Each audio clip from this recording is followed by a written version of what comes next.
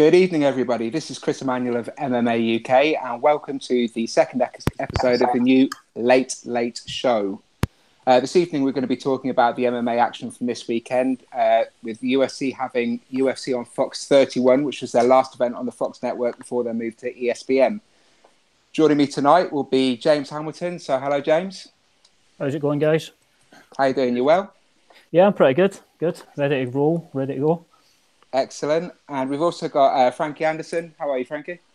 Hi. I'm just trying to get Yiannis on. He's just ruined my big reveal there.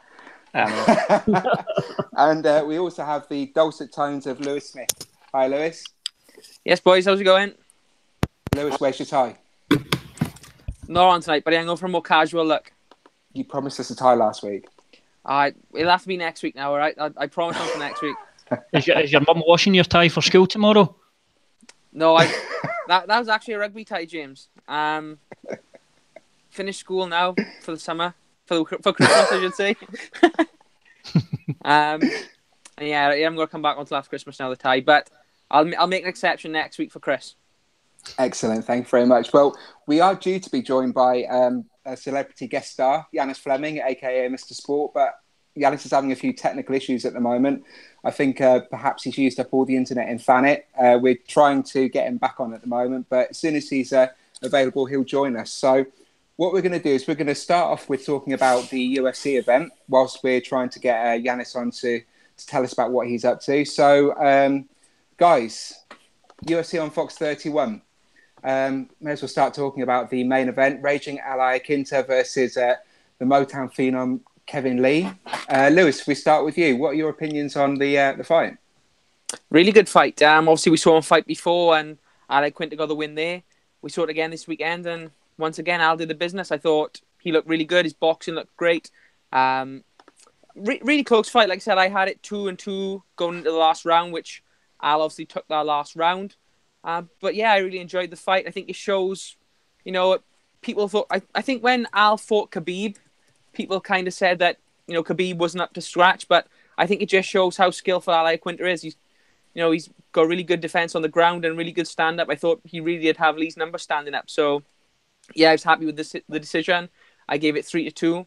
And, it'll be interesting to see what's next for Al in that division now. Yeah, I completely agree. So James, Al obviously had a 7-inch reach disadvantage to Kevin Lee, yet completely controlled the stand-up, keeping Kevin at a distance with his jab throughout most of the fight. So, what did you think?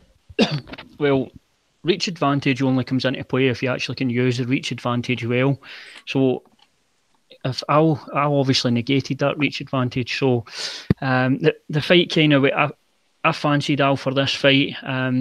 I know, just to jump on something Lewis said there about Khabib not being on his game, I think Al's got a habit of doing that to guys, taking them out their game.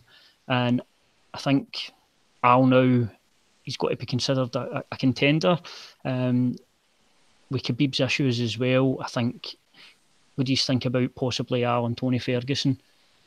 I think that's a matchup that makes sense. Okay, well, obviously Kevin Lee had quite a catastrophic reaction to the loss, kneeling in the cage, close to tears. Lewis, where do you think Kevin goes from here? It's a tough one, really. I mean, I don't think it's... I know he was pretty distraught after it, but I don't think it's as bad as all that. It was a loss, but it wasn't a loss where he looked really bad or he got knocked out. It just was what it was. It was two rounds to 2, and then he lost our last round. I think maybe he got a little bit tired, and Al picked up the pace. So I don't think it's devastating. I don't know, how old is Kevin Lee? 24, 25? He's still pretty young. Yeah, he's very young. So like I said, I don't think it's not the end of the world sort of thing. I think he'll learn a lot from that. I think he'll come back. I mean, you look at that lightweight division at the moment, and it is absolutely unreal. I think it's most likely the most deep division I've ever seen since I've been following UFC. You've got 3 champions in there really, with McGregor, Khabib, and Tony Ferguson. And then you've got like 6 or 7 guys below that who's just all absolutely brilliant fighters. So it's a tough division to be in, but I still think, another win and Kevin Lee's still back in the title contention. So I don't think it's terrible. I think he'll go back to the drawing board, train a little bit. In terms of his next opponent, I don't know who it's going to be. I mean, potentially Gaethje, someone like that will be a good matchup. But yeah, I think I think we've not seen the last of Kevin Lee, and obviously then you've got the talk of the 65-pound division next year, which he seems like a good fit to go up to that potentially as well. So yeah, I think there's a lot of options for Kevin Lee, and I'm a very big fan of Kevin Lee. But last night, it was just one of those things. It was a close loss, and it wasn't his night. Yeah, completely agree. So, well, obviously, Kevin, he lost to Tony Ferguson, beat Diego, he beat Edson Barbosa. Yeah. Yeah, I was going to say, Diego Barbosa's a British featherweight, so probably bigging him up a little bit too early in his career for that. And then lost to Al Iaquinta. So he's 1-2 in his last 3 now, Kevin Lee. So I think he's probably got a little bit of rebuilding to do. And as you said, it is an incredibly deep division. You've got Khabib at the top, Tony Ferguson, Conor McGregor, Dustin Poirier, no one's even talking about really at the moment. Yeah. Kevin Lee was ranked 4th, Barbosa 5th, Gaethje 6th. It's all the way down. It's just an absolute talent pool. So, okay, moving on to the next fight then, which involved another lightweight clash: Edson Barbosa versus Dan Hooker. So Barbosa came into this ranked 5th, Dan Hooker 14th. Hooker had come in actually as a betting favourite after winning 4 on the spin. James, what did you make of this?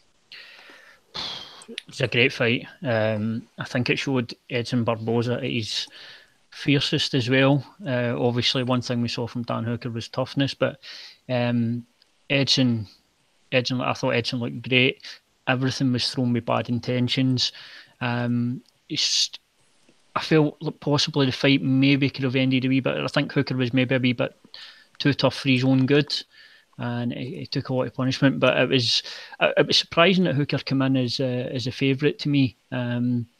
Obviously, I know he was on a good win streak, but that was a big shock to me. I felt like Edson should have been the favourite going into that fight, and obviously he showed why. He's everything he throws with bad intentions. Obviously, there's a counter side of that, which is he does tend to fatigue in his fights, and he did look like he was slowing down a wee bit in the fight. But I think he'd done enough damage at the start of the fight to the body and the legs that ultimately that set up the finish. But I thought Edson looked great, as always. And Dan Hooker, I don't think there was a loser in that fight. I think Dan Hooker came out that fight, probably won quite a few fans as well from the performance. Well, I think you brought up two strong points there, actually. So, Lewis, I'm not sure which one you want to take. You take one, and maybe James to take the other. But okay. So there's the conversation around the toughness of Dan Hooker. Last week we had Brian Ortega in a very similar position where the fight was lost, but he kept going until he was forced to stop. Same with Hooker in this fight. A few weeks ago, we did have Duke Rufus throw the towel in for Anthony Pettis. Potentially, is that something we should see more of? Do you think referees should step in earlier to stop people taking punishment when they are at the point when the fight can't continue? What are your thoughts on that?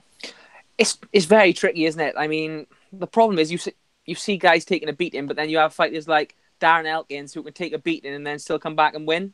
So that's always going to be the argument. This fighter saying, "Well, I was taking a beating, but I was still in there. I was still able to win." So coaches are always going to be a little bit hesitant to stop it too soon. I think. I mean, for me, I think the fighter's safety is paramount, but I think ultimately the responsibility lies with the ref. If the ref thinks it's too bad, then he should be calling a stop it before the corners really get a chance. Like I said, I think with big level fights like that, I think the fighters and the coaches are always going to feel like they're in it to win it. And as long as they're still there, they can pull something off. I mean, how many times do you see fighters getting dropped and then pulling off a submission or something? These things happen in MMA.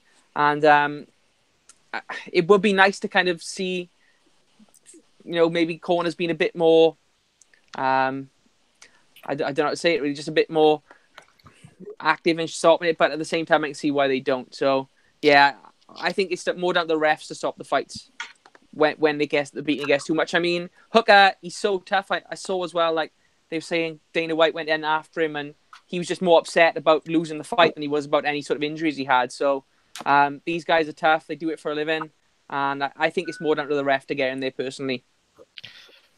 Excellent. Well, guys, as you might have just noticed, we have a new caller on the line. Welcome, Mr. Sport. You've managed to find some internet capacity down there in Fana, have you? I'm trying to plug the headphones in, so I do apologize, guys. It wasn't working on my phone, so I've literally just booted up the PC now.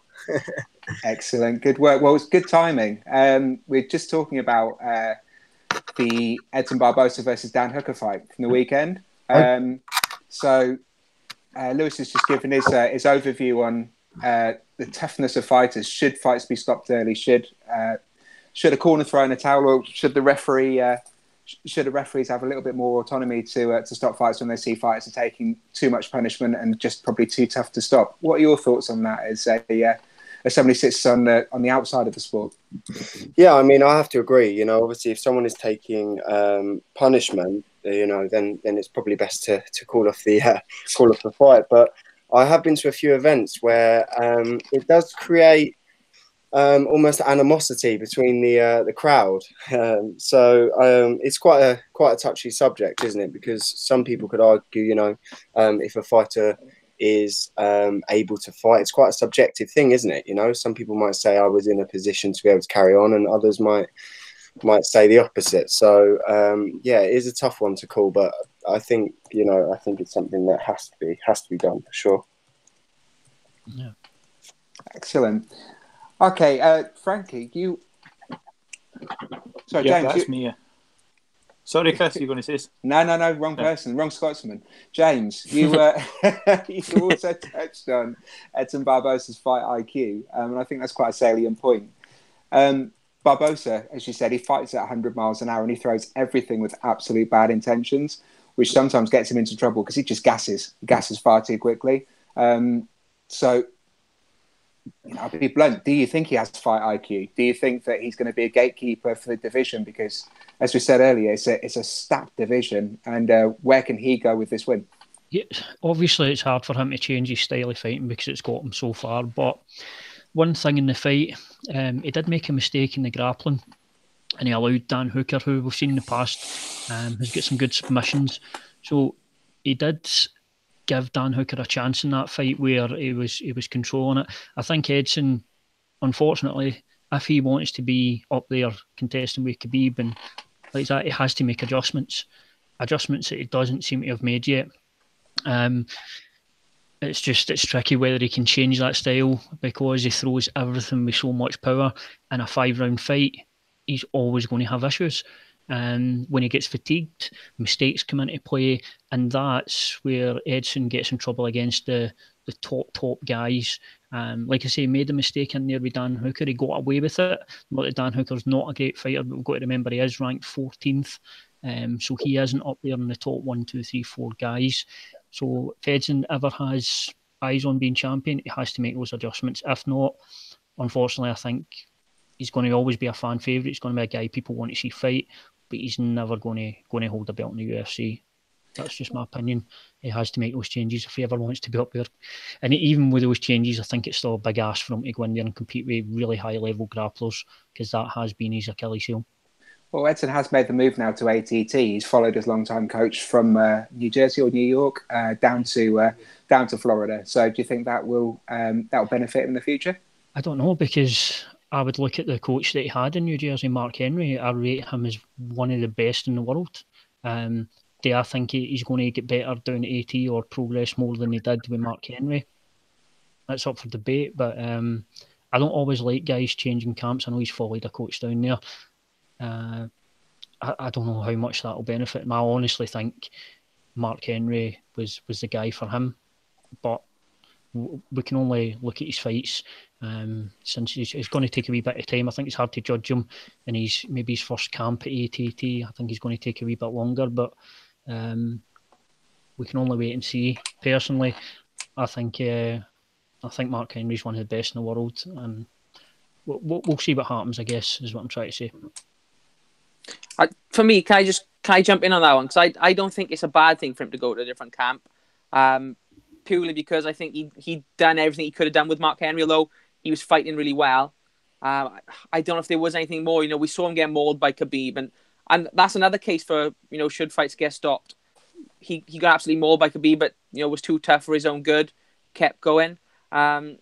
Same against Kevin Lee as well. I think with Edson, perhaps it's just a change of scenery that he needed to maybe put himself back on horse. Like you said, he is a little bit of a gatekeeper now because there's just so many good guys. But I would hope that, you know, a bit of a change of scenery, extra work on his grappling, and maybe he can push on to bigger things. It's going to be tough for him now, though, I think, at this stage of his career. Yeah. I didn't, just to jump back in there. I mean, obviously it is his first camp in the new gym, but I don't know what you saw in the fight. I didn't see really a different Edson Barboza in there. I saw the same guy that's throwing everything full clip, trying to knock you out early. I didn't really see anything too different, but maybe there were small nuances in the fight that I missed.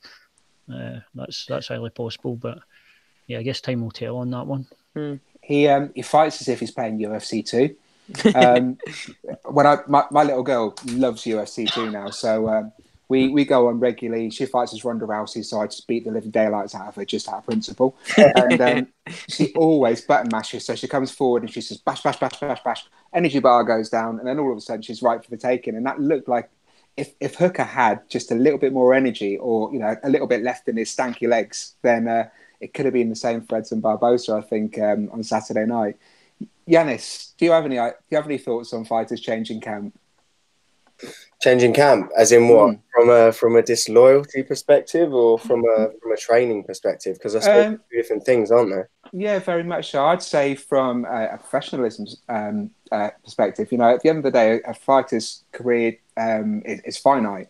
There's only a certain amount of time that they can reach the upper echelons where they can earn the big money. So if they need to make adjustments, if they've got to the point where they've exhausted the knowledge of the people around them, or they've got too comfortable within their home environments, do you think that it's what are your thoughts on the movement? Do you think it's a good thing, a bad thing, or? I think it can be a good thing. I mean, I understand that MMA, kind of like other combat sports, is quite it's almost quite a personal sport. Going in there and putting everything on the line physically against another human it's different to something like football or tennis, for example. But you still have to understand it's a sport, and if you are wanting to reach the higher the pinnacle of your sport, and you feel like your camp can't supply that for you, then there's no harm in. I certainly don't think there's any disloyalty there. I mean, imagine fighters from another country, for example. They tend to train over here in the UK or over in the States, and there's no qualms there, is there? They're not going to. What do you expect them to do? Train in in the slums somewhere where they may not have the coaching, they may not have the facilities. So no, I don't see an issue with it at all. They do it in other sports. If you're talking about changing gyms, from a almost like a TJ Dillashaw perspective, it's a tough one, isn't it? It's you're asking some tough questions tonight for me, Craig. It's your own fault for coming in late, because I was going to start with you, so now you're getting hit with all the general MMA stuff. But you're holding your own, my man. You're holding your own. Don't worry. And I think that's a good answer. Well, what I'm going to do, because I don't really want to push this too far, and I think we've had some good commentary here. I'm going to move on to the third fight of the evening, and I'm going to drop Frankie straight into the mix here. The third from the top was Sergio Pettis versus Rob Font. So we had Sergio Pettis, who was ranked number 2 as a flyweight, against Rob Font, who was number 10 bantamweight in the UFC at that point. Before the fight, Rob Font said, "I don't respect him as a bantamweight." So obviously, I'm assuming by Frankie, you mean James? Aye. There's a few questions and comments coming in as well. So right. Well, I'll give quickly my thoughts on that fight. I actually think Rob Font was on the money with what he said. Sergio, unfortunately, looks custom built for flyweight. He just doesn't look big enough. And you would think that maybe coming up he would have a lot of the speed advantage and stuff, but Rob Font's jab was so fast. It was causing him problems all night. I think the size came into play. I think Pettis is too small for the division. Unfortunately, the division he should be fighting in doesn't exist. So it leaves him in a pretty shitty position. I don't see him doing anything at bantamweight. There's guys that are better than Font in that division. But Rob Font looked really good. Jab was on point. Obviously, when he got on top, he controlled him. I felt it was apart from a few things, it was a pretty comfortable victory for Font. Lewis, between the second and third round, Duke Rufus said to Sergio Pettis, "You've got to stop being so technical. You just need to go out and actually make it a bit more of a war." He didn't seem to do this. Do you think that would have made a difference? To be honest, no. I just agree with what James said. He looks custom built for flyweight, and that division just doesn't exist anymore. I mean, he came up against a bigger guy and he got beat up, unfortunately. Rob Font, he was throwing that jab out there, looked really fast, got the takedowns at will. It was, I don't want to say it was an easy win, but he looked pretty comfortable, I thought, Rob Font. And, honestly, Sergio, the problem is with Sergio, he is a technical fighter, so when you're going to say go out there and do something that you're not used to, all that's going to end up is I think he's going to most likely end up getting knocked out or submitted. So I don't think it would have made any difference. I think that probably would have ended up being the worst thing he could have done, simply because he's not, if it's like a Robbie Lawler type of character who can go out there and brawl, then fair play, send him out there to do that. But if you've got a guy who's, he's a technical fighter, like his brother, they're great strikers, great jiu-jitsu players, and, they play the game the way they know how. So it's always going to be tough to kind of expect something different from him. I can't see what Rufus was saying, that winning the fight this way, we got to try and switch it up. But at the same time, I think there's better ways to do it than just kind of throw caution to the wind and go out there and get yourself hurt. That's just me, though. I mean, there's probably going to be equal amount of people who's going to say, when the chips are down, a fight's a fight, so you got to get in there. But for me, I would say, you're better off kind of making your game plans and going through those. But when you're just outmatched in the size, like when he fights in that division now. So, yes, it's a tough position for Sergio to be in. I don't know really what he's going to do. Obviously, is he going to stay in bantamweight? Is he going to switch to another promotion? It's a tough spot for him and for a lot of other flyweights as well, I think. I don't know what your thoughts on this whole situation is, but for me, it's pretty sad that they're looking like they're going to get rid of a whole division of fighters. Well, that was going to be my next question, actually. So if the number 2 contender's struggling that badly against the number 10 contender at bantamweight, do you think that other than Henry Cejudo aside, can you think of another form of flyweight who will survive in the bantamweight division? Not just in the upper echelons, but just floating around the midsection. Do you think they've got a future? There probably will be some guys who manage to pull it through, guys who are bigger for the weight class.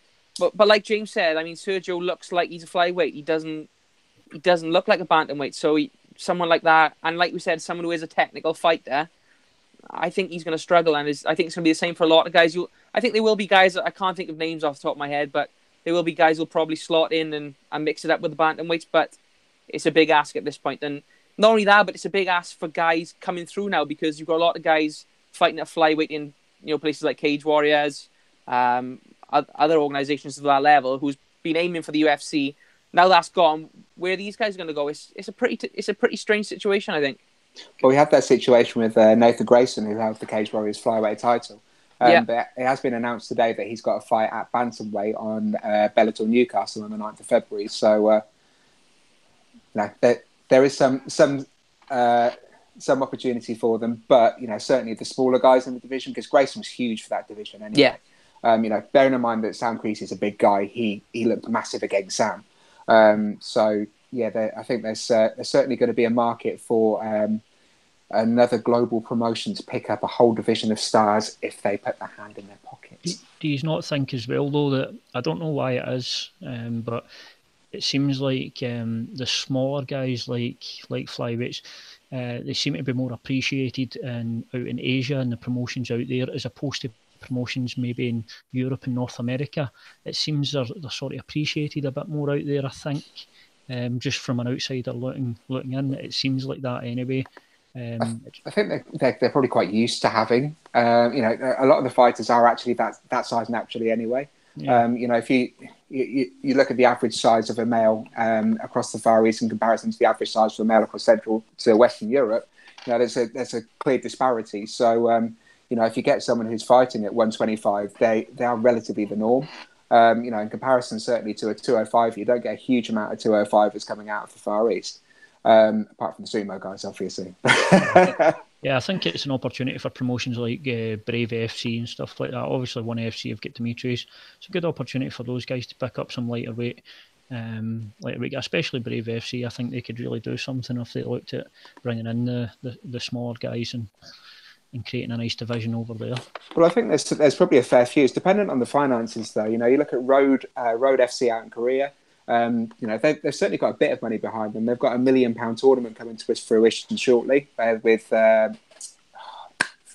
Tunisian guy who used to be in Bama, Mansour Barnoui, fighting in the final. So there's probably some cash there. They have a relatively decent flyweight division for the area, certainly. You've got EFC out in South Africa. They've got a growing flyweight division with some stars there, actually. Demar Pena is certainly an upcoming star in Africa. So it depends really what the UFC guys have been paid, because you know what I've noticed since the UFC's been purchased by the private equity firm, they're just acting very much like a private equity company rather than acting like a sports promotion. They're cutting costs. They've looked at the flyweight division, which was essentially a loss leader. It was never going to be it's never going to be a division which would headline a show and sell them pay-per-views. If Demetrius Johnson can't do it, then no one in that division can do it. So, you know, it made perfect sense for them as a private equity company just to cut that entire division and put their resources elsewhere, which in cheaper markets, you know, essentially like the women's flyweight division, which probably cost them 10% of what the male flyweight division did in terms of wages. So, it's really interesting times in MMA at the moment.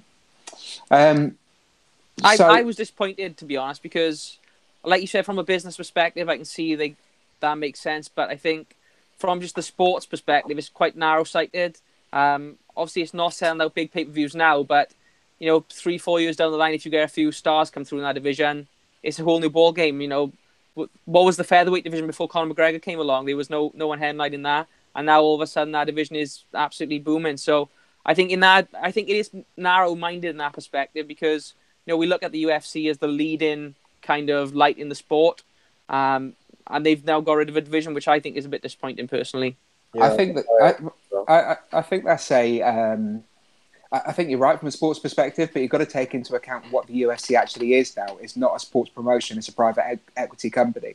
They paid $4.2 billion for it. Now, private equity companies normally sell out within 3 to 5 years, and they'll want to make a return on investment, and that return on investment won't come if they invest in a division which could take 5, 6, 7 years to come to fruition and earn them some money. You know, it's certainly interesting times now to see who's going to take over that mantle as the premier sports promotion, essentially, in global MMA, because the UFC doesn't seem to be interested in being the premier sports promotion. They seem to be interested in being the most profitable sports promotion in mixed martial arts. And I think there's quite a clear distinction between the two, but I think we probably have a whole new podcast on that. And I'm conscious of the fact that I've kept Frankie, got it right, waiting on the questions, and we've got Yiannis on the line to talk about some of his expertise as well. So if I'm going to head over to Frankie now and say, what have we got on the Facebook machine? Right, first we've got to get this out of the way. Peter Knox is asking, why is James wearing kids' Xbox headphones? Hello, Peter. On the way home from the gym, I saw a child standing with him, so I jumped out of the car and took them off him. I don't think you should admit that online, James. I just did, I'm afraid, mate. I beat up children at night. Right, and let's see. Chris Scadden is asking, are you guys excited for the return of John Jones? I'm excited for the return of John Jones and Gustafsson. Yeah. Don't know so much about just John Jones. I'm excited for that fight, but I'm not the biggest John Jones fan. Seems like a bit of an asshole, but he's a fantastic fighter, so I'm looking forward to seeing him fighting, especially against Gustafsson. A few years too late for me, but I'm excited about that. I'm looking forward to both, to be honest. I think it's a great fight, and he's a great fighter, so I think it's going to be brilliant to see him back. I mean, regardless of what you think of him, he's a big draw, isn't he? So it's going to be good to see him back in the main event. I'm a huge John Jones fan, and do you know what? In the same way as the Conor Nuthuggers just don't care what he does, I'm the same with John Jones. Could not care less what he does, because I absolutely love seeing him in the cage. Probably the most complete mixed martial artist for me. It doesn't matter where a fight goes. He tries to beat people at their own game. I was going to use the word phenomenal then, but I used it about 10 times last week, so I'm not going to. It's just fantastic to watch. Yiannis, who's your pick for that fight, Chris? Oh, got to be John Jones. Yeah. Yeah, it's got to be. Thought you might say that. I don't think Gus has improved from where he is, and I think Jones on a decent camp ruins Gus. John Gustafson's not improved. Oh God, I don't know about that. Yeah, he looked good against Texier last time. He looked damn good. I thought Teixeira just looked worse. Yeah. Don't get me wrong. I think Gus has improved. We'll see what happens. I mean, you can only go in some of John Jones's fights as well. He didn't look great against OSP. But no, he didn't. To be fair, he didn't. No, it's definitely going to be a fun fight. Yiannis, what do you think?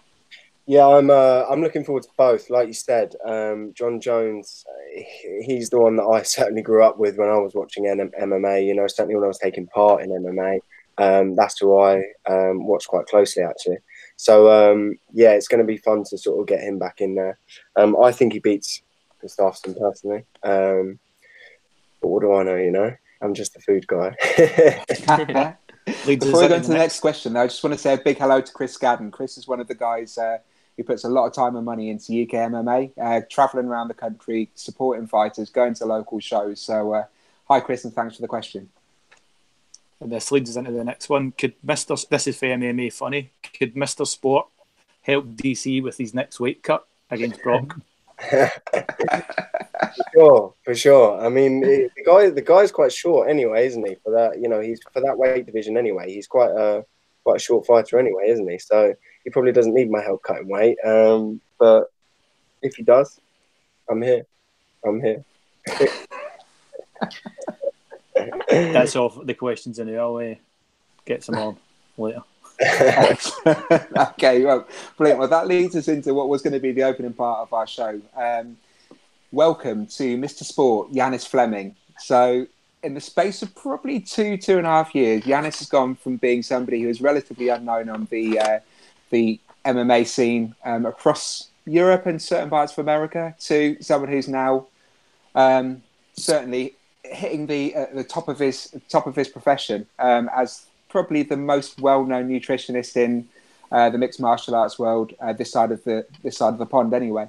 So, thank you for joining us today, Yiannis. I know that you've got quite a lot on your busy schedule, but there's quite a few people who wanted to just get to know you a bit better and get an understanding around where you came from, where you are, how you got to where you are now, and then we'll move on from there. So, if you could just give us a brief overview of how you started in the sport and where you got to where you are. For sure. Yeah, thank you for having me, guys. So, just like every story, it starts with an education. So that's what happened. I went away. I went to uni. I went to college. I did all of that stuff. Learned primarily about sports science. Learned a bit about nutrition. I don't know if you've seen what's going on in the nutrition world lately. If any of you follow anything to do with food and whatnot, but there's a lot of fads going around. If you hadn't noticed, you know, there's a lot of booty and skinny coffee and rubbish like that. So.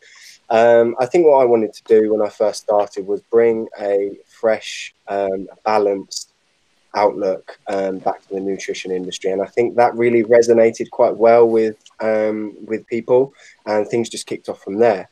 In terms of the MMA side, it was only from my own experiences, personal experiences with jiu-jitsu tournaments and a couple of interclubs where I had some terrible weight cuts that I sort of stumbled across this niche, if you like. You know, there wasn't a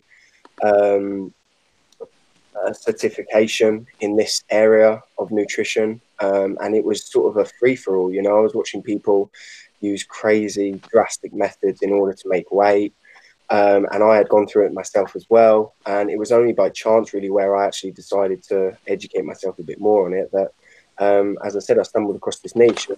Things just kicked off, you know. I want to say it's all me, you know. It's I've applied as much as I can, but the truth is, a sport like MMA, in my eyes, was almost 20 years behind in terms of sports science. So for me to come along and just apply some science to it, you know, I want to take all of the credit, but it was a bit of both. You know, the sport where certainly 3, 4, 5 years ago. It's come a long way since, you know, certainly with the rise of like Conor McGregor. So that's sort of where my journey started, probably about 3 or 4 years ago, like you said, Chris. Well, I first came across you when you started working with Alan Philpott. So I remember seeing Alan fighting. He's obviously the nickname The Apprentice. He was always a talented kid and he was tough. But there's just something missing from his game. The first fight that you worked with him was the Shea Walsh fight, which unfortunately ended with the illegal knee to the head. But beforehand, he was absolutely lighting up, one of the toughest guys in UK MMA at that point. Yeah. Could you just give us a run through of how you changed Alan's perception around what he was eating, what he was doing, how you made him that, you added that extra couple of percent to his game? Yeah, I think the main thing with Alan, obviously, there was the food, there was the way that we did the weight cut properly, and the way we rehydrated and refueled properly. But the thing with Alan was that I think he had a lot of stress that he wasn't going to make weight, a lot of worries about not even making weight, because he had a couple of times where he failed to previously. So I was almost there to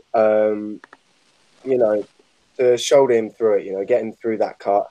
And we did, and he even flew me out to Dublin for the fight. And, it wasn't an easy process, but he did all of the right stuff. He made the dietary adjustments. When we needed to taper things like carbohydrates down through fight week, we did that properly.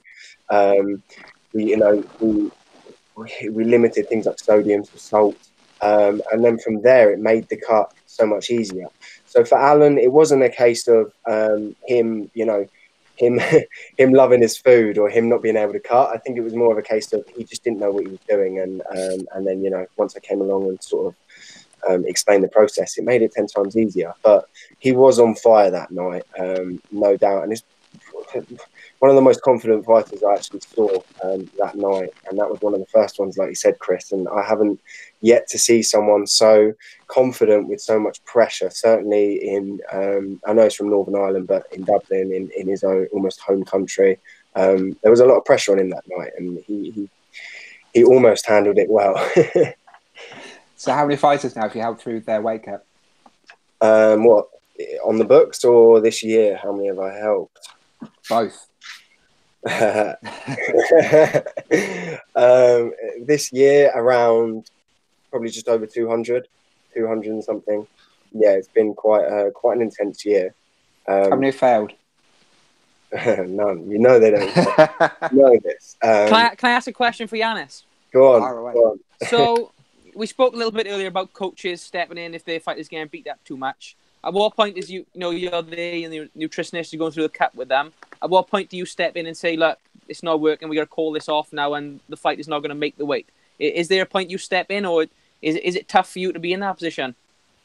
No, because it's a lot more calculated than that. It's not like the weight cutting is a number of variables that you just have to take control of. And if you take control of the variables, you're going to hit the numbers.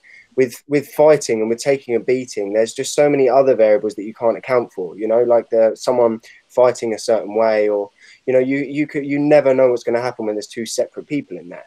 But in terms of weight cutting, as long as you're doing the right things, you're going to get to the weight. If a fighter contacted me on fight week and said, "Oh, Yiannis, we got 30 kilos to lose," then the likelihood is they're not going to make weight, are they? So I'm obviously going to have to say, "Sorry, mate, I can't help you," which I have done before. I have, but every single fighter that I've accepted and I've taken responsibility for with their weight cut, they've all made weight, and they've all rehydrated and refueled effectively. It's a science. It's calculated. It's not subjective, Definitely. Can I just ask as well, just on top of what Lewis is saying there, Yiannis, have you ever had a situation where you've had to say to a fighter, what they're trying to do is unsafe or completely unrealistic? If they're trying to guy at a certain weight is trying to get so far down to say to get to a specific division, have you ever had to tell someone, listen, this is bad for your health, there's no way I can be involved in it, without giving any names or anything? Is that something that's cropped up a few times, or? Yeah, for sure. That happens all the time because fighters leave cuts so late.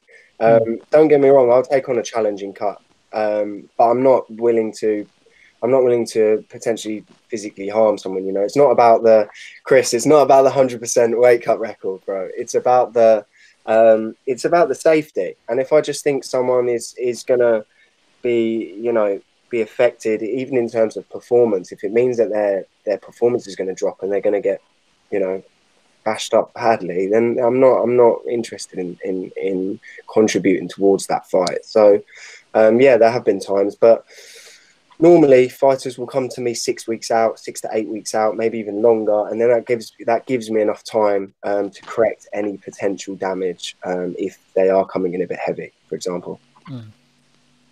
Thank you. So what would you say differentiates you from your peers in your field then, Yiannis? What peers? Okay, the Dolce diet. Go on. I own that. The other one. You're talking about the other one in America, that guy. Yeah, that one that people used to use. Well, for starters, it's tough to say, isn't it? It's tough to say because we're all doing the same thing. We all come from similar background. I mean, one's a Marine, one's an ex-personal trainer or something. I come from science. I come from the holy grail of this stuff. Do you know what I'm saying? The thing that separates me, I think, is that I'm more calculated. Things are down to a T. It's not a guessing game. And, you know, you see fighters like, you see some of the big dogs not being able to make weight for their UFC bouts. I mean, that's just unheard of in my world with my fighters. And my fighters are fighting. I'm getting 4 or 5 fighters on one fight card, for example, you know, and every single one's making weight. So I just think just like we're probably heading into a new era of MMA with new champions and the sport's growing, I think so's the science side. And I think we've had ex-Marines, we've had personal trainers doing very precise scientific jobs for a while, and now things are changing. Things are changing. The industry's developing, isn't it? And that's, you know, that's how I feel about it. That's my unique selling point. Sold. So, if you're going to name drop some people, then let's keep the fans happy. Who are you working with? Who's got fights coming up? Let's hear some names. I'm certain that we're going to mention a couple of people who were mentioned on a card that was released today. Yeah. Okay. So, oh yeah, for sure, yeah. So, yes. Firstly, speaking about the John Jones card, I am working with Nathaniel Wood. You guys obviously would know who he is. He's fighting on that card. He's had a change of fight because it was Tom Duquesnoy, wasn't it? It was, yeah. So yeah, that's exciting. He's on weight. He's, as always, professional as ever. He's going to be on weight. The guy is just, he lives this stuff. It's constant. But yeah, Fabian Edwards, Aaron Chalmers, still Alan Philpott. Not sure what's going on with him at the moment. He's over in Aussie land. And yeah, it's just a whole bunch of others, you know, just people that are in the UK. I know the whole BAMMA division's gone now. So there's a lot of changes being made. Half of the fights I'm working with going to Cage Warriors, half are going to Bellator. So yeah, things are up in the air at the moment, but I know that Nathaniel, and then shortly after that in February, we've got Aaron and Fabian and potentially some others on that card. So how on earth have you managed to get some guy who's a playboy on a reality-ish TV show into an elite athlete? What have you done with Aaron Chalmers? Well, it weren't just me, was it? It weren't all me. I came after the first fight. It was weird how it happened, actually. It was on Instagram, his agent. By the way, it's very, very, very strange story, but me and Aaron are actually signed to the same agency now. It's very, very strange. But you already knew this, Chris. You already knew this stuff. But yeah, his agent followed me on Instagram, saw some sort of tips and whatnot I give out for fighters, and he dropped me a message and said, "Oh, I've got a fighter that would like a hand." And I thought, oh, okay, cool. Who's that? He sent me the name, and I honestly didn't think anything of it. I'll be honest, I don't watch Geordie Shore. I don't know any of that. This is why we get on. And then I saw, and someone said, Aaron Chalmers, that's the same guy. He's got the same name as someone from Geordie Shore. And I thought, nah, can't be right. I had a little dig, and yeah, it happened to be. But yeah, we're 3 fights in now, 3 or 4. This is our 4th one, maybe. He's 4-0 at the moment, so yeah. This will be your fourth one. I came after the first fight, so this will be my fourth fight. And Aaron's dropping weight in this one, is that right? Yeah, he is. Yeah, I think he's going down to 70. Don't quote me. But I think it is lightweight. I think he's going for welterweight light, isn't he? Yeah. But we've already made the necessary steps. You know, as much stick as the guy gets, he's training and he's doing all of the same things that people like Nathaniel are doing, and he's got the right people around him. He's training with Tom Breeze. He's got Fabian Edwards as well. So he's doing his best. He's doing his thing, and he's dropping weight. You know, he's coming in the lightest I've seen him, and we're still 2 months out. So I have no doubt he should be on weight for sure. Yeah, I think for Aaron, I think he probably knows this himself. He's always probably going to get an element of pushback because of where he came from, but that's just the nature of it. It's a double-edged sword coming in with a bit of fame. Yeah, for sure. I mean, it's tough because that's quite a sensitive topic, isn't it, Chris? We've had many chats about this. You know, it's the same as the whole UFC cutting the flyweight division. It's either business or it's for the sport. And Aaron certainly brings a lot to the table in terms of business. And what do you do? What do you do when someone like that's putting bums on seats and you know, making those numbers grow? So I think they've been very smart with Aaron, actually. They've not sort of done a CM Punk to him and thrown him to the wolves against like Mickey Gall. They're building him up slowly, and like you said, he brings people to watch, so I think that's the best way to do it. What I tell you what, though, I would like to be a bit of a stirrer here, because obviously you work with Aaron, Yiannis. Now we've got James, who does the Bad Patter podcast with Chris Bungard. I know he's been calling for a fight with Aaron.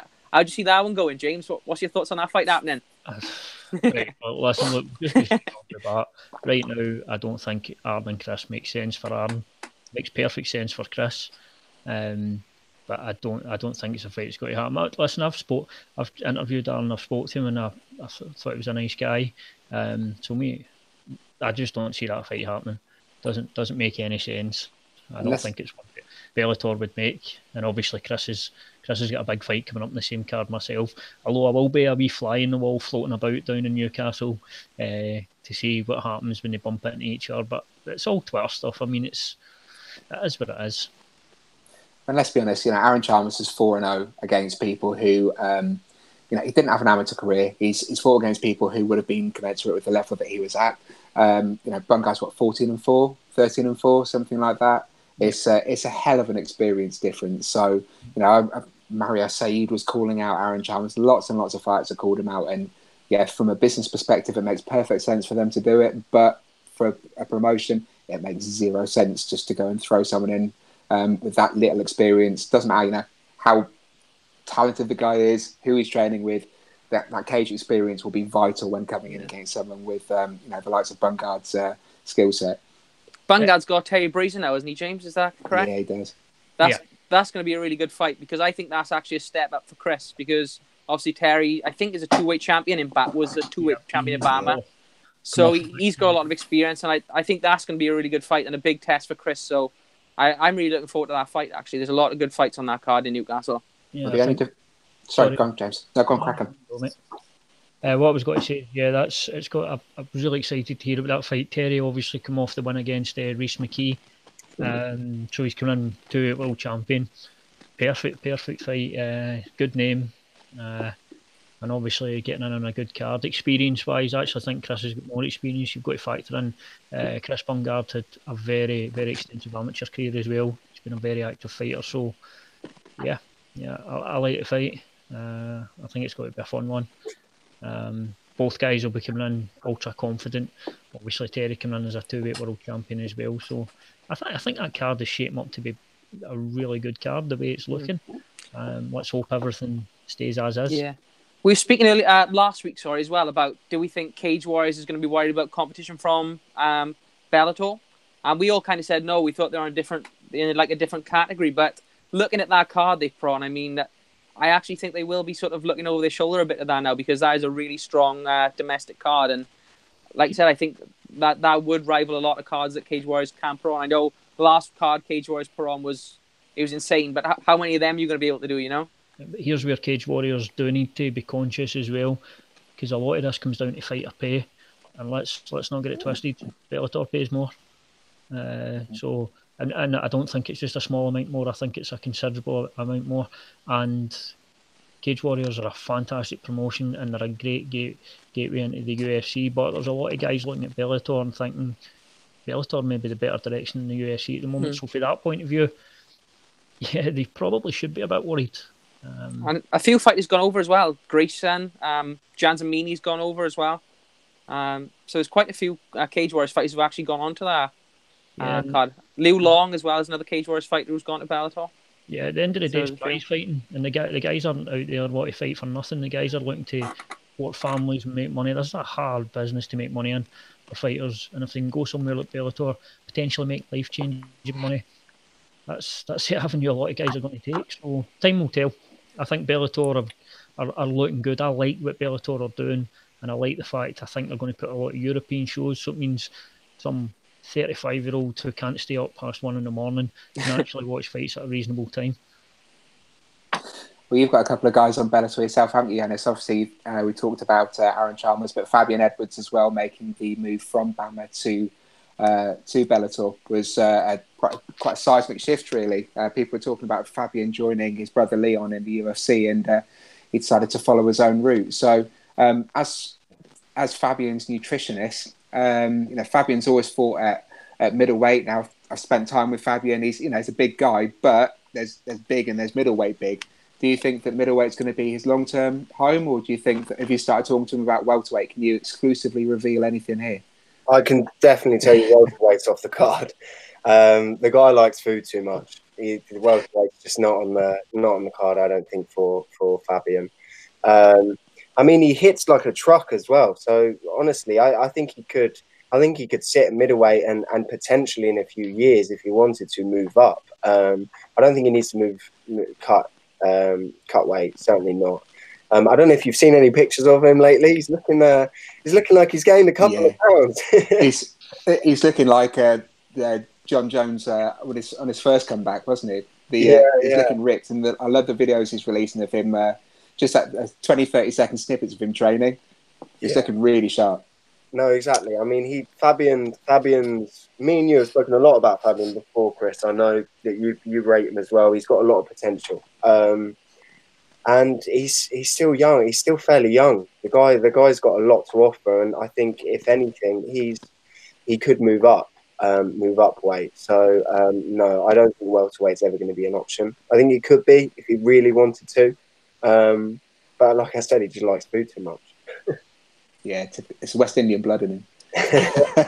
He's a great addition to that weight. He's a great addition to middleweight for Bellator as well.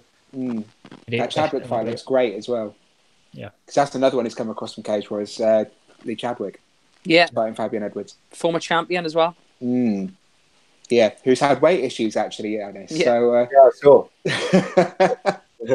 I saw his post. Well, going back to you then. So, what's next for you then? So, you've made a very firm footprint in the MMA sphere. What are you doing next? In the new year, I'm going to be doing some live shows. So, we're going to be doing the Mr. Sport Expo, which is basically a live show discussing fat loss, fads, misconceptions to do with health and fitness and weight loss. And there will be the element of weight cutting as well. So obviously a large majority of my clientele and following are MMA based. So, we're gonna have some units of we're gonna be dropping some knowledge bombs in there as well in the seminars for the certainly for the fighters and the coaches. So that's one thing. But I also have a rehydration drink coming out as well, which is hopefully going to make rehydrating for the sport of MMA a lot safer. I personally know going to the shop for some of these fighters, you end up spending £15-20 on all of the stuff that contains the necessary electrolytes, and half of the powders that are out there as well aren't really up to scratch. So it's been a year in the making, but I finally sort of formulated a powder, and we've gone through trials and whatnot, flavour testing and all of that rubbish that comes with creating a product. And in January it's going to be released. So we're hoping it's going to work out well. I know Nathaniel will have the first batch of that product, and he'll be using that to refuel. So fingers crossed, no pressure. Hopefully that turns him into He-Man or something. I hope it passes the USADA check. What's that, sorry? I hope it passes the USADA check. It has. It will. Honestly, you don't want to see... No tainted supplements here, Yiannis. Some of these UFC fights. This is... And it gets changed it gets changed quarterly, something like that. You end up getting a new document with 5 pages of banned substances and things that could be classed as a banned substance. It's quite a thing. it's quite a book, quite a girthy book. It sounded like Murdoch talking about that. Excellent. Okay, well, Frankie, have we got any questions that are coming for Yiannis? Yep, there's a couple. Chris Gadden again is asking, please explain for the casual fan the difference between diet and cut. Yeah, so diet is, when you're dieting, you're targeting fat, which fat loss is a reduction in calories. So basically, burn more than you consume, and that creates fat loss. Water loss, so cutting weight, is primarily water. So you won't be able to lose more than perhaps a pound or 2 of fat in a week, but fighters are able to drop sometimes 15, 20 pounds in a week on fight week. That's because they're drawing water out, which is a completely different process.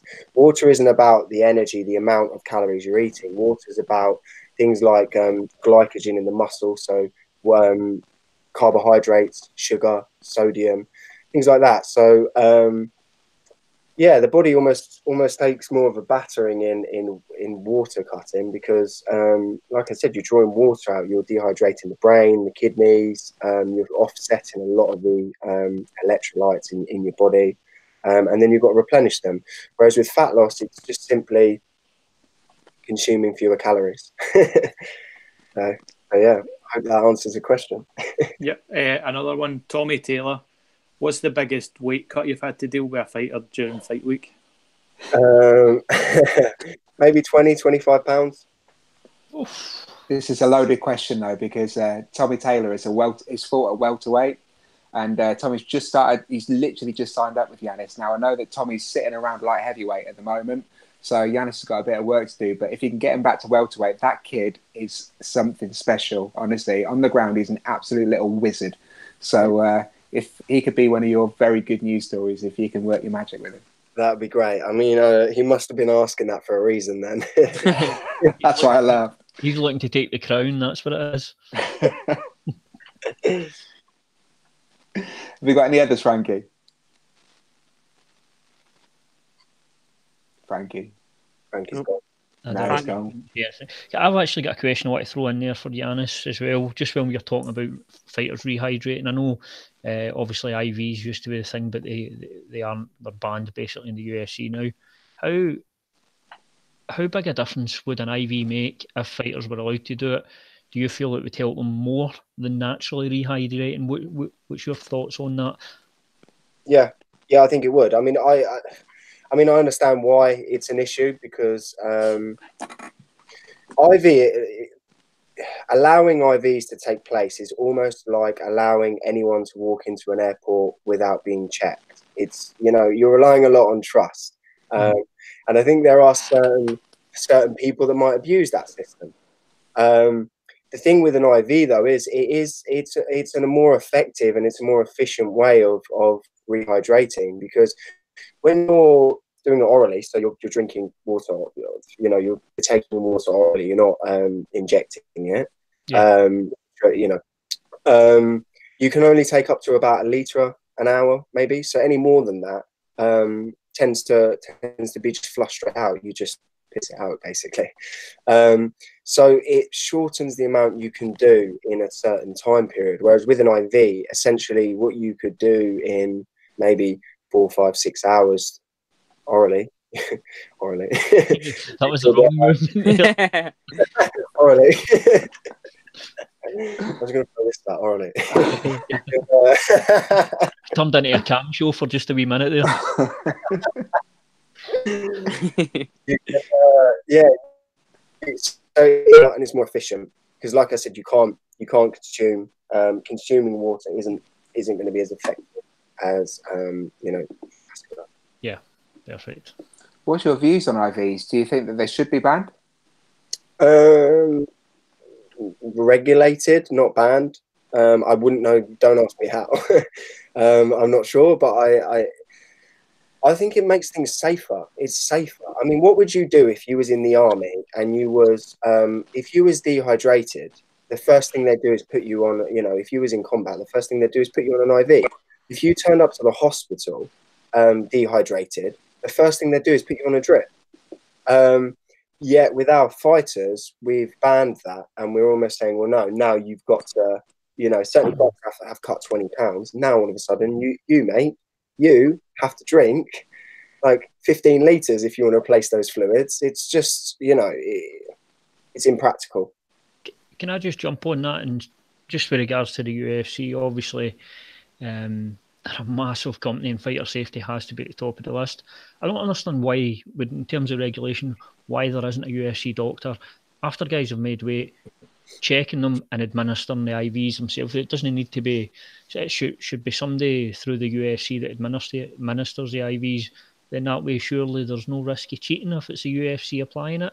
I know it would cost them money, and that's probably why they don't do it, but I don't understand why they don't do it that way.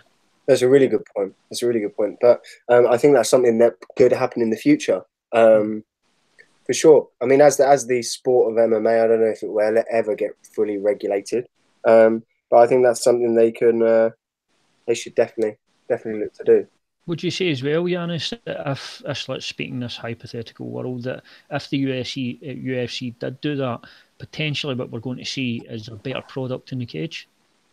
Yeah. I mean, this is something, Chris, do you remember the article, the very first article you had written? Was an interview, actually, wasn't it? And we basically said, if the UFC hired, for example, nutritionists, or like you said, someone that could come along and give these IVs, a doctor, someone that's qualified, you'd have less dropouts, so you'd have less failed cards, you'd have better performance. The fans would be happy. It just all round would probably be a lot better. You'd have fighters that are able to probably fight, well, maybe more often, obviously depending on the damage they take. But half of these fighters still now in the sport, even at the top, the pinnacle, the UFC, they're going in dehydrated. They're fighting with dehydrated brains. And when you're cutting a considerable amount of weight 5 times a year, you're damaging your kidneys, and that's across 5 to 10 years of a career, that's guaranteed damage in the future, like guaranteed. So it's something that needs to be addressed. Absolutely. Excellent. So welcome back, Frankie. Yep, my phone died. Oh, Frankie, come on, that's an iPhone. I don't have one of the adapters for the big phones and the. I had it charged. It was like 80% before I started, and because it's on the video call. It does burn battery doing this. I will say that. Aye. Well, do we have anything else? Said it's the best decision he's made, going with Yiannis, and they're on track for February 23rd. Fantastic. Oh yeah, Tommy is fighting actually February 23rd on Golden Ticket Fight Promotions. He released that recently, so it'll be great to see Tommy back in the cage. Sure. Can I just jump in? Have you got another question? No, there's none for Yiannis. I was just going to go through. I'll just jump in and say for Yiannis from a different perspective. I actually signed up to Mr. Sport because I was intrigued. I liked his live videos, and I can sort of confirm through the stuff I've been sent via email. It's very, very easy to follow. I think he breaks it down well. It's kind of showed me some mistakes I was making in my diet. Well, you're on my plan. I am on your plan. Yeah. What? When? When did you join? No way. About a week or so ago, about maybe 10 days ago. So I joined the plan. It wasn't some move because I knew we were going to do this. I just, like I said, I'd seen your stuff and I wanted to try it out. I've tried a couple of different things in the past, and I realised I was making some big mistakes in my diet. Probably pizzas on a Friday night was the first one. But yeah, so the emails that get sent out, the meal plans, all that sort of stuff, it's very easy to follow, and it's sort of, sometimes with diet stuff, I mean, it's your mind starts spinning when you got all the information. trying to work out what's good, what's bad, and I quite liked the way everything was put across, and it's definitely working because I'm down a couple of kilos. So nice, man. I appreciate that. no problem. I just thought I would Cool. throw that in there. Excellent. So, Frankie, do we have anything more? There's no more questions for Yiannis. There's a few more just general questions. Do you want them? Go on then. Let's chuck out a couple of quick ones. James Price is asking, what amateurs turning pro in 2019 should people watch out for? Oh, okay. I've got two straight away off the top of my head that I can answer. First of all, Corey Belden. So, obviously I go to Battle Arena a lot, which is James Price's show. Corey he's now the European and world champion at both welter and lightweight. The kid's 22 from Coventry. Each fight he's had, it's been progressively more difficult. In his last fight, he's fighting against a Norwegian, Patrick, who's a guy's surname I can't pronounce for the life of me. Huge Norwegian for lightweight. And Patrick hit him with a head kick, maybe 20 seconds into the first round. And Corey drops, and as he fell backwards, he regained consciousness. I don't know whether he regained consciousness as he was falling, or whether he just about managed to stay conscious. Throughout probably 2 or 3 of the rounds, he was in trouble, and his toughness kept him in there. And then you could see him just suddenly come back to life in the third or fourth round. Won the fight, won the European title to go with his world title as well, and he's turning pro now at lightweight. And then there's Matty James. Matty James, another Battle Arena guy. He won the Battle Arena featherweight title actually at the last event. Kidderminster based, so trains alongside my guy David Kauser, the guy who fought on Bama, who's one of Yiannis's clients.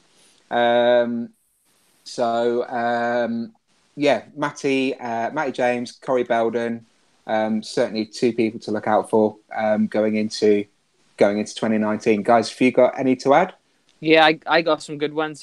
First one, I got lucky enough to see the Cage Warriors Grand Prix play out, which was obviously all amateurs. The first one I would give a shout out was Oban Elliott.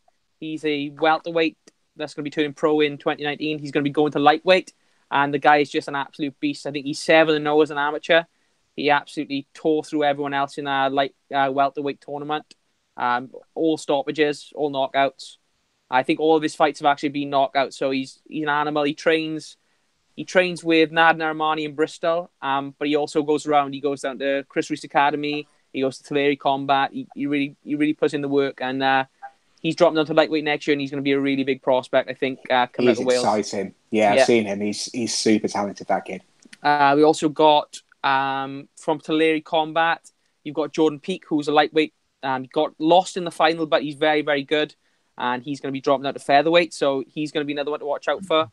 And the other one I was going to say was a guy who trains with Paddy Pimlett, Nathan Fletcher. Really, really good fighter. So that's my 3. And he also won the Grand Prix. So, yeah, some really good guys there. And, I think that was a really big success in bringing on amateurs, that Cage Warriors Grand Prix. So a lot of good guys coming out there, to be honest. Is Nathan Fletcher Welsh? No, he's a Scouser. He's from Liverpool. Oh, excellent. So you got an English one in there as well. I was going to say, to be fair, though, Tulare Combat. I've got some amazing people coming out of there. It's a real hotbed of talent there. So very good guys, yeah. And James, you've got any up in Scotland? I've got a few guys now. I'm not saying they're turning pro, but they're amateurs at the moment. I think a couple of them will probably see it pro next year. First one that springs to mind is Mark Ewan. Mark's been on a tear at the moment. He's on a 5-fight win streak, 5 finishes. Recently just fought down in England, Evolution of Combat. Another finish down there. I think we may see him turning pro sooner rather than later. Here, Harvey, his teammate, he just actually turned pro as well. Again, fought in the same show, got a win. Another guy that we've got really high hopes for up here is Rhys McEwen. I'm not sure when he's going to turn pro. I think he wants to keep testing the water with some K1 fights as well. And I'll give you a young guy who's only had 1 amateur fight, but he's, mark my words, this guy's going to be something. Kid at a higher level. I think he's 16, so around about that. He's young, he's very young. Sean Clancy Jr. Keep your eyes out for him. I think he just will get awarded the most improved fighter at a higher level. And that's saying something. That's one of the top gyms in Scotland. So not necessarily guys turning pro, but they're only ones that spring to mind now that I would keep an eye out on. But Sean Clancy, that's somebody to watch for the future. Excellent. That's a great question. Thanks for that, James. Tom's asking as well, leading us into the next one. Which country has the richest talent pool at the moment? Scotland, England, Wales, or Ireland? Lewis, what do you think? I don't want to be biased, but I think Wales. Okay.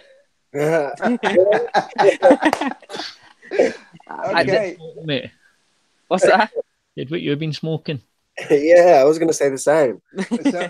I was just wondering how the Welsh got on against the Scots at the last Cage Warriors event.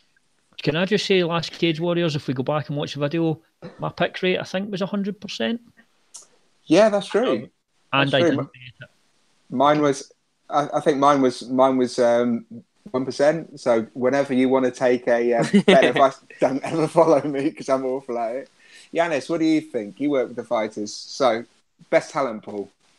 I mean, it's.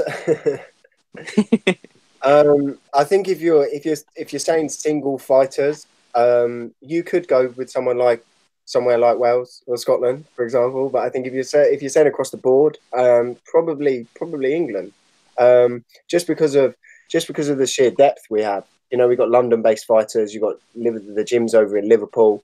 You've got Renegade in Birmingham. I think just across the board, we've probably got more. And you've got down south as well. If you look at like Phoenix MMA with Southampton and Bournemouth, one in Portsmouth. So I'm not sure. I don't know. And so Frankie and James, I'm guessing you might be leaning towards Scotland. Would we say that? I'm going to be completely honest. I'm not leaning towards Scotland. Right now is a good time in UK and Irish MMA, in my opinion. England just have far more gyms, far more fighters. Yeah, that's just the way it is. Scotland has got a fantastic scene going on at the moment, and I think we've got a lot of talented guys up here. Exact same with Welsh MMA and Irish, exact same thing. Right now, I just think sheer number wise, there's more fights in England. There's more gyms. There's more fighters. It just means that there's probably going to be a bit more talent, and that's what it comes down to. It comes down to a volume thing. The thing is as well, though, they're competing against each other, so I think it's one of those things that it all helps each other, doesn't it? You know, right. if you're a Welsh gym, you're fighting against a lot of English gyms. So, and if you're a Scottish gym, you're fighting against a lot of English gyms. So it all kind of helps each other. And I think overall UK MMA really is developing at a rapid rate at the minute, and it's brilliant to see people like us who get to come and talk about it. You know. I couldn't agree more. I think it's a good question, but I think there's talent everywhere. It's a good. I would just class it as UK MMA. Obviously we all have our specific things we cover. With me up in Scotland, Lewis down in Wales. Obviously Chris, you're out in England, but it's a good. The fact that we all think maybe Scotland's strongest, Wales, and England, that's a good thing. That's just overall tells you UK MMA. Out with some dodgy shows around is in a very, very good place. And the fact Bellator's signed so many fighters over here tells you quite a lot. Excellent. Great question there, Tommy. Okay, we'll have one more, Frankie, and then we're going to have to wrap it up. I think that's it. There's not many more questions. Oh, excellent. Okay. Even better then. Oh, no. That's brilliant. Excellent. Well, thank you very much, guys. I think it's been a fun show. I'll be honest, I've been absolutely bricking it because I've never presented a podcast before. Up until 2 weeks ago, I'd been on one football podcast, and that was it in my entire podcast history. So to actually be presenting it and taking over the mantle from the dulcet tones of Lewis Smith, it's been fun. I think I'll probably pass it back to you next week, though, buddy. I want to say first of all a huge thank you to Yiannis Fleming for coming on. As I said, we know you've got a busy schedule at the moment. You've got a lot of things going on. So for you to take the time out to join us is very much appreciated, and to pass on that knowledge is great. So, if we start off with you, if you can give us your plugs, all your social medias, everything that you want to plug now, hit us with it. Sure thing. I mean, thank you guys. It's been an absolute pleasure.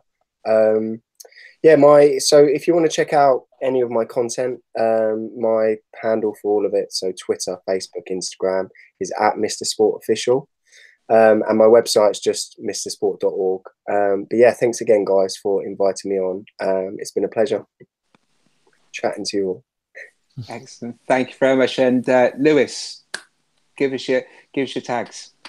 So for me, my Twitter is Lewis_MMA UK. I think my Instagram is lsmith6, so give me a follow on there. And Chris, awesome for you to host tonight, buddy. I thought you did real well. I'm definitely going to do it again in the future. And obviously, Yiannis, it was great speaking to you as well and getting a bit of knowledge off you, mate. So thanks for coming on. Likewise, man. Thank you. Thanks for having me. Brilliant. And then our podcast expert, the guy who does the Bad Patter podcast, Mr. James Hamilton. Expert's a bit strong, mate. Expert's a bit strong. Don't raise people's expectations. Go with the head. With the Jedi headphone. Actually, it looks a little bit like R2-D2, doesn't it? Is that? It's not the best.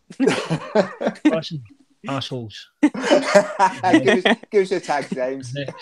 So it's Twitter, James MMA UK. Instagram. Listen, my Twitter and Instagram are shit, man. Just don't bother following them. It's pointless. You get all the stuff I do is on MMA UK anyway. So on that page, at least then you'll get something decent with some good fighters and stuff like that. And the Bad Patter podcast will be back at the start of 2019. We've got some fun guests coming up. So catch us on Twitter and you'll get us on all the usual spots, iTunes, and obviously MMA UK. That show goes out live, so probably better following that than following my personal accounts because, like I said, they're pretty shit. But aye. Great plug, guys. Don't bother following me. Just being honest, mate. My Twitter and Instagram are utter gash, honestly. We've got a couple of decent pictures if I'm going to an event, but apart from that, it's pretty boring. Last and certainly not me, by no means least, Frankie. Just follow me at the MMA UK pages. We are MMA UK on Twitter, Instagram, and the Facebook page. Obviously, just search MMA UK. Brilliant. Well, I'm going to plug my stuff, obviously. It's at battlereadyam.com for my website. On Twitter, I'm at Chris_BRAM_. On Instagram, I am at Battle Ready because that's my management company. And all those young fighters, all the ones that Lewis said, all the ones that Frankie said, all the ones that James said, when you're looking for management, definitely come to me. As well. I've been taking names of them. So, but no, guys, thank you very much for your time tonight. It's been an absolute pleasure. Thank you, everyone, for tuning in. Thank you to Mr. Scadden, to Tommy Taylor for your comments. Murdad, I saw your comment. I will get you the next time I see you. My friend Simon Jones, True Pamelos. Thank you very much, guys. Good night. All right, guys. Cheers, boys.